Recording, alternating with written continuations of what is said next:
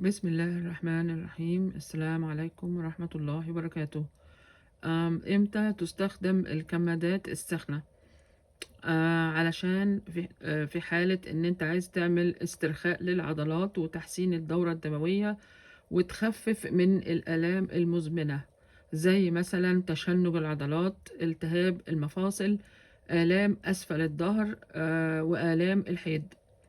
أما الكمادات الساقعة فديت بتستخدم علشان تنزل لو في ورم وتخفف الألم وتنقص تدفق الدم، زي في حالة التواء رجل أو إيد، التورم بعد العمليات، الصداع النصفي، والحروق البسيطة.